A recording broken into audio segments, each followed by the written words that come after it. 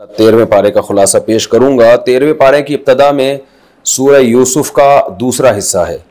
अऊज़ु बिल्लाहि मिनश शैतानिर रजीम, बिस्मिल्लाहिर रहमानिर रहीम। वमा उबर्रिउ नफ्सी इन्नन नफ्सा लअम्मारतुम बिस्सूइ इल्ला मा रहिम रब्बी।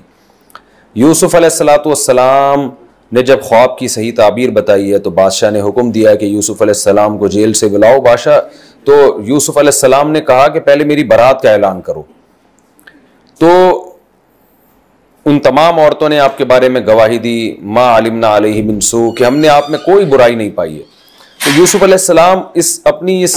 वजाहत और अपनी बरात के ऐलान के बाद फरमाते हैं, मा उबर्रिउ नफ्सी, मैं अपने नफ्स को बरी नहीं करता। इन्नन नफ्सा लअम्मारतुम बिस्सू, नफ्स का तो काम ही बुराई की दावत देना है। इल्ला मा रहिम रब्बी, हाँ जिस पर मेरा रब रहम करे, यानी जो मैं बुराई से बच गया हूं तो ये मेरा कमाल नहीं है, ये मेरे रब का मुझ पर रहम है। बादशाह ने जब आपकी ये बात सुनी तो बादशाह ने कहा कि इनको मेरे पास लेकर आओ और मैं इनको अपने ख़ास मकाम दूंगा, सुलह मशवरे के लिए अपने पास रखूंगा। जब बादशाह के पास आपको लाया गया और बादशाह ने आपसे कलाम किया, कहा इन्नकल यौम लदैना मकीनुन अमीन, आपके लिए हमारे पास एक बेहतरीन ठिकाना होगा। यूसुफ अलैहिस्सलाम ने पेशकश की कि मुझे खजानों की वजारत मुझे दे दी जाए, क्योंकि मैं हिफाजत भी करने वाला हूँ और अमानतदार भी हूँ, उसमें खयानत नहीं करूँगा और मैं ये इल्म जानता भी हूँ। अल्लाह फरमाते हैं हमने इस तरह यूसुफ अलैहिस्सलाम को मिस्र की ज़मीन में ठिकाना दिया और अल्लाह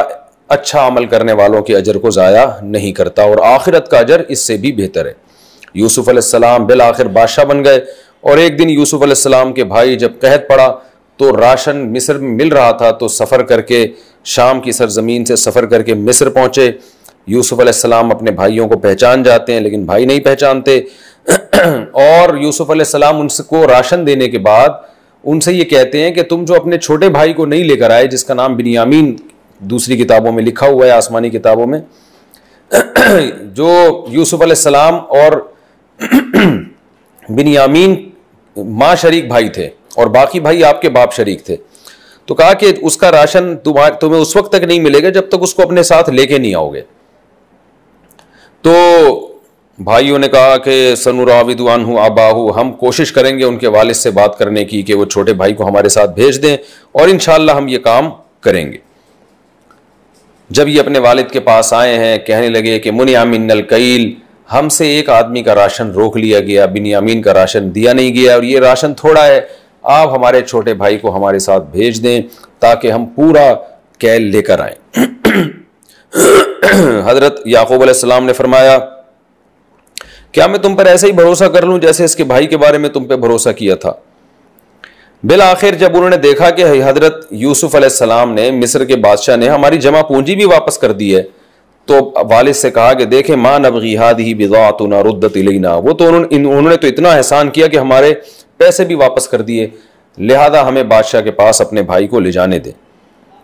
कुरान कहता है लन उरसिलहु माकुम हत्ता तुतूनी मौसिक़म मिनल्लाह, याकूब अलैहिस्सलाम ने फरमाया कि जब तक मजबूत कस्में उठा के नहीं कहोगे कि हम इस छोटे भाई को हर कीमत पे लेकर आएंगे, उस वक्त तक मैं तुम्हारे साथ इस भाई को नहीं भेजूंगा। जब उन्होंने कस्में उठाई हैं तो सब ने कहा कि वल्लाहु अला मा नक़ूलु वकील, हम जो कुछ कह रहे हैं अल्लाह उस पर निगहबान है। याकूब अलैहिस्सलातु वस्सलाम ने अपने बेटों को भेजा और कहा कि ला तदखुलू मिन बाबिन वाहिदिन, इतने खूबसूरत कदावर बेटे थे तो एहतियातन हुक्म दिया कि मिस्र में एक दरवाजे से दाखिल ना होना, मुतफर्रिक दरवाजे से दाखिल होना ताकि नज़र से हिफाजत रहे। वलम्मा दखलू अला यूसुफ व इलैहि अखाहु, जब यूसुफ के पास गए हैं तो यूसुफ अलैहिस्सलाम ने, हजरत यूसुफ के पास जब गए तो यूसुफ अलैहिस्सलाम ने अपने भाई को अपने साथ बिठा लिया और अलहदगी में ले जाके कहा कि मैं आपका भाई यूसुफ हूँ और ये लोग जो आपके साथ ज्यादती कर रहे हैं, अब आप इस पर परेशान ना हो, अल्लाह ने आपके लिए आसानियों का मामला पैदा कर दिया है। और जब इस लश्कर की वापसी का इरादा हुआ तो हजरत यूसुफ अलैहिस्सलाम ने हुक्म दिया कि बादशाह का प्याला बिन्यामीन के थैले में डाल दिया जाए। और जब ये लश्कर वापस जाने लगा तो पीछे से आवाज आई, या अय्युहल ईरु इन्नकुम लसारिकून, ऐ लश्कर वालों तुम तो चोरी कर रहे हो। वो फौरन पलटे, मादा तफकिदून, भाई क्या गुम गया है। क़ालू नफ़क़िदु सुआअल मलिक वलिमन जाअ बिही हिम्लु बईर, भाई बादशाह का कीमती प्याला गुम गया है और ہمیں یہ بتایا گیا کہ جو اس پیالے کو لے کر آئے گا اسے پورے ایک اونٹ کے برابر راشن ملے گا۔ یوسف علیہ السلام کے بھائی کہنے لگے تاللہ لقد علمتم ما جئنا لنفسد فی الارض، اللہ کی قسم آپ لوگ جانتے ہیں کہ ہم زمین میں فساد مچانے نہیں آئے، وما کننا سارقین، اور ہم چور نہیں ہیں۔ قالوا فما جزاؤہ ان کنتم صادقین، وہ کہنے لگے اچھا اگر ان کنتم کاذبین، اگر جھوٹے ہو تو بدلہ کیا ہے؟ قالوا جزاؤہ من وجد فی رحلہ فہو جزاؤہ، کہنے لگے جس کے سامان میں سے وہ پیالہ نکل آئے اسی کو رکھ لو۔ ان کو تو اطمینان تھا کہ ہمارے پاس پیالہ نہیں ہے۔ پھر تلاشی شروع ہوئی اور بنیامین کے تھیلے میں سے وہ پیالہ نکلا، تو اب یہ بھائی بیچارے پریشان اور کہنے لگے یا ایھا العزیز ان لہ ابن شیخا کبیرا فخذ احدنا مکانا، کہ اے بادشاہ آپ ہم میں سے کسی ایک کو رکھ لیں، اس کو نہ رکھے، اس کا بوڑھا باپ ہے اور وہ پریشان ہوگا، اور انا نراک من المحسنین، ہم دیکھتے ہیں کہ آپ اچھا سلوک کرنے والے ہیں۔ یوسف علیہ السلام نے فرمایا معاذ اللہ ان ناخذ الا ما وجدنا متاعنا عنده، کہ سامان بنیامین کے تھیلے میں سے نکلا اور رکھ لے ہم تم میں سے کسی کو، اللہ کی پناہ ہم ایسا کیسے کر سکتے ہیں۔ فلما استيئسوا منه خلصوا نجيا، جب یہ بھائی زور لگا کر خاموش ہو مایوس ہو گئے کہ یہ تو یوسف علیہ السلام تو بنیامین کو دینے کے لیے تیار نہیں ہے، قال کبیرهم، بڑے بھائی نے کہا سب چھوٹوں کو جمع کر کے، الم تعلموا ان اباکم قد اخذ علیکم موثقا من اللہ، کیا تمہیں پتہ نہیں ہے تمہارے باپ نے کتنے مضبوط عہد لیے تھے کہ تم ہر قیمت پہ بنیامین کو واپس لے کر آؤ گے، اور تم نے یوسف کے ساتھ بھی جو پہلے زیادتی کی ہے اس کو بھی سوچو۔ فلن ابرح الارض، اب میرے اندر تو ہمت نہیں ہے یہاں سے واپس جانے کی، جب تک میرا باپ مجھے اجازت نہیں دے گا یا اللہ مجھے موت دے کے یہیں ختم نہیں کر دے گا، میں واپس نہیں جاؤں گا۔ ارجعوا الی ابیکم، اپنے والد کے پاس جا کے کہو یا ابانا ان ابنک سرق، اے ہمارے ابو، ہمارے والد، اے ہمارے والد، آپ کے بیٹے نے چوری کی ہے اور ہم تو وہی بتا رہے ہیں جو ہم نے دیکھا ہے۔ واسأل القریۃ التی کنا فیہا، اس بستی سے پوچھیں جو جس میں ہم تھے، اور ان لشکر والوں سے پوچھیں، قافلوں سے پوچھیں جو ہمارے ساتھ مصر گئے تھے۔ جب یہ اطلاع ملی حضرت یعقوب علیہ السلام کو تو فرمایا بل سولت لکم انفسکم امرا، نہیں تم لوگوں نے اب کوئی نئی بات گھڑ لی ہے، فصبر جمیل، اب بھی میں صبر کروں گا، عسى اللہ ان یأتینی بہم جمیعا، ہو سکتا ہے اللہ، امید ہے اللہ سے ان دونوں بیٹوں کو مجھ سے ملا دے گا، وہو العلیم الحکیم، وہ جاننے والا اور حکمت والا ہے۔ وتولی عنہم، اور پھر ان سے پیٹھ پھیری، منہ موڑا، یا اسفا علی یوسف وابیضت عیناہ من الحزن فہو کظیم، اور پھر یوسف علیہ السلام کو یاد کر کے روئے، اور قرآن کہتا ہے آپ کی آنکھوں کی بینائی چلی گئی۔ قالوا تاللہ تفتأ تذکر یوسف حتی تکون حرضا او تکون من الہالکین، آپ کے اہل و عیال کہنے لگے آپ ابھی تک یوسف کو یاد کر رہے ہیں،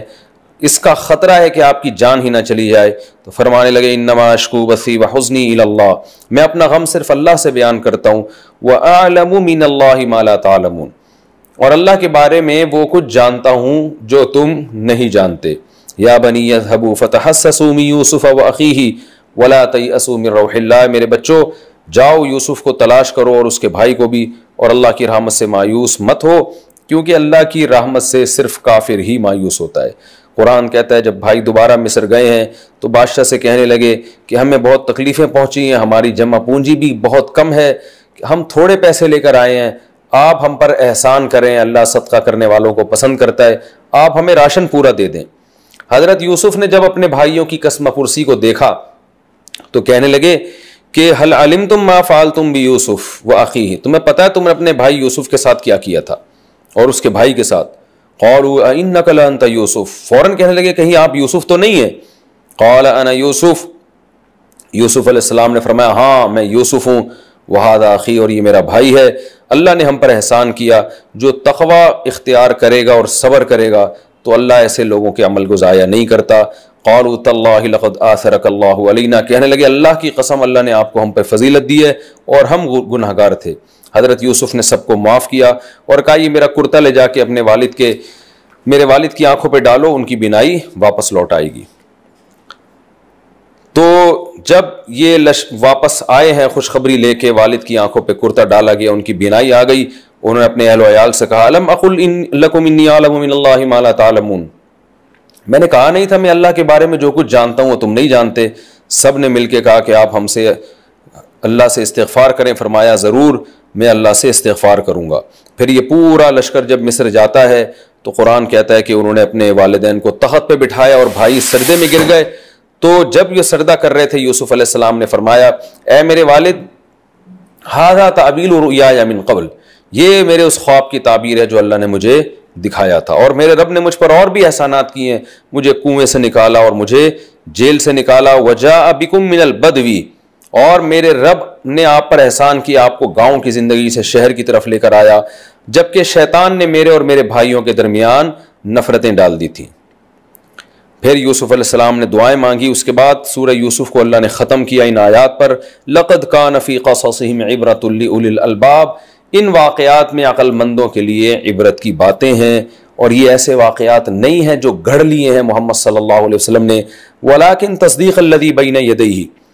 لیکن یہ کتاب ان واقعات کو سنا کے ان کتابوں کی تصدیق کر رہی ہے جو اس سے پہلے گزر چکی ہیں، یعنی تورات اور انجیل۔ تورات اور انجیل میں بھی اللہ نے ان واقعات کو بیان کیا، اور یہ قرآن انہی کتابوں کی تصدیق کر رہا ہے۔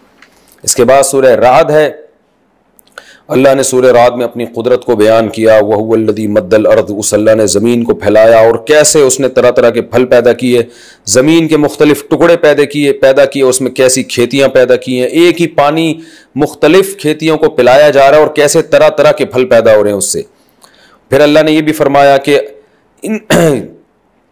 کہ تعجب کرنے کی چیز یہ نہیں ہے کہ اللہ مردوں کو کیسے زندہ کرے گا، بلکہ تعجب اس پہ ہونا چاہیے کہ جس خدا نے انسان کو پانی سے بنایا اس خدا کے بارے میں یہ اعتراض کر رہے ہیں کہ اذا كنا ترابا انا لفی خلق جدید، بھلا مٹی ہو گئے تو دوبارہ کہاں سے ہم زندہ ہوں گے۔